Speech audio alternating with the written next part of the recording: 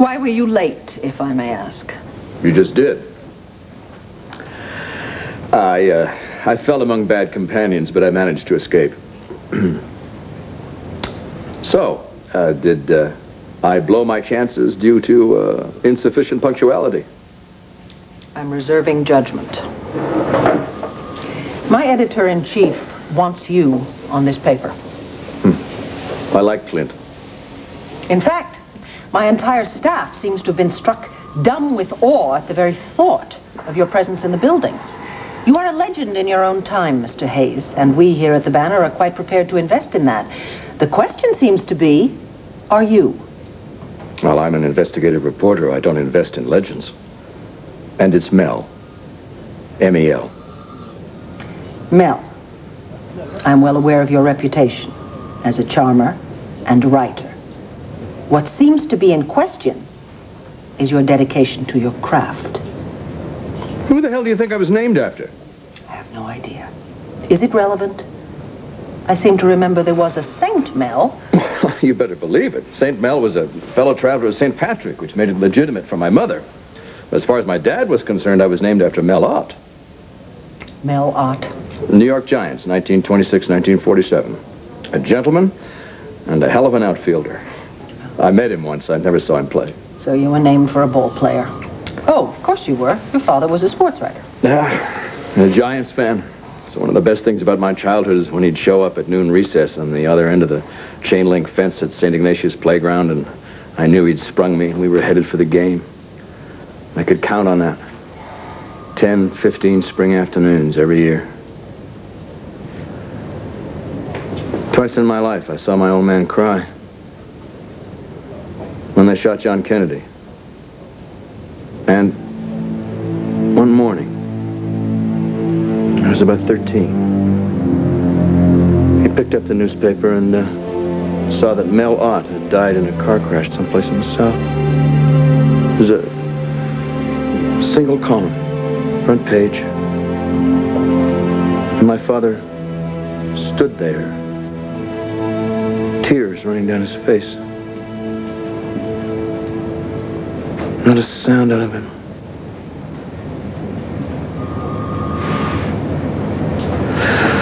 This is a damn peculiar job interview. Well, don't expect me to ask you if you can write. No, I can write. It's one of the few things left I can depend on.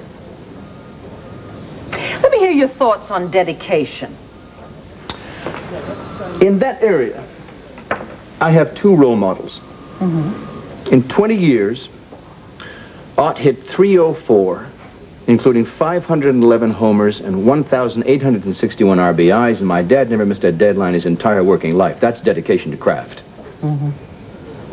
So, Mel Hayes. What do you have left in common with them except your first and last names? Rude. Invoking Ott and my old man in your cause? It wasn't meant to be shrewd. And whose cause is this really, yours or mine? You see, the Banner can survive without you, even though we would be very happy to have you aboard. But you have to be able to give me some assurance that you will not self-destruct at the expense of my newspaper. Why don't you check out my track record? I did. Will it hold up? Will a meteor strike the Earth next week? Why do you want to work in Landview? You've been swimming in some pretty big ponds. Washington, New York, Paris. It's been suggested it might save my life. We're not the Betty Ford Clinic. I'm interested in a job. That's my road to salvation. Have you got a job?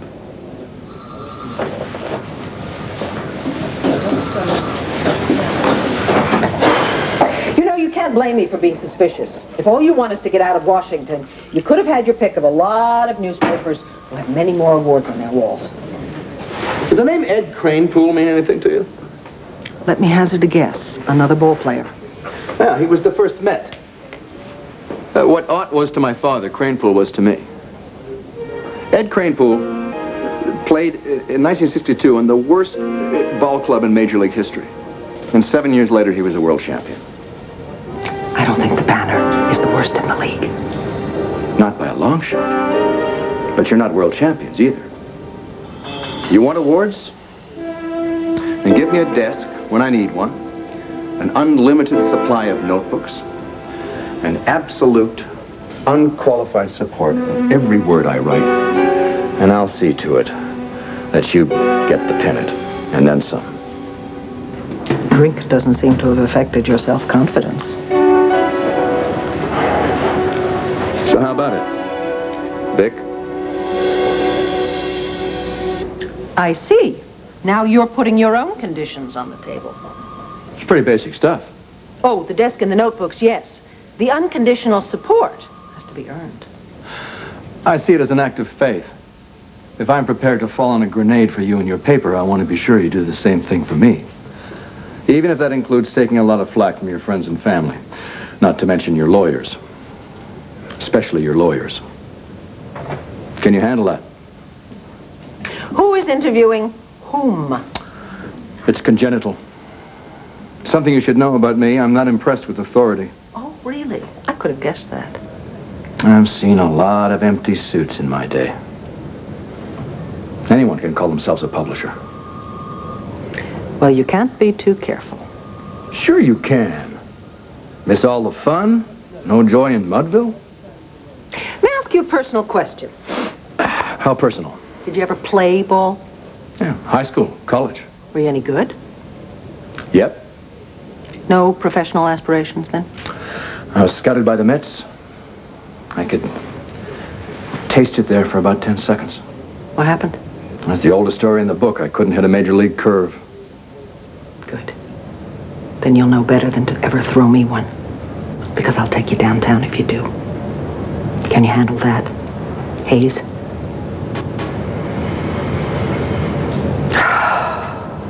What the hell? Welcome to the Banner, Mel. Satisfactory. So, what clinched it? That I was a failed ball player? I'm going to go tell Clint, and you can dicker with him on the particulars. Sure thing. And, as long as you're not using your office. Vic?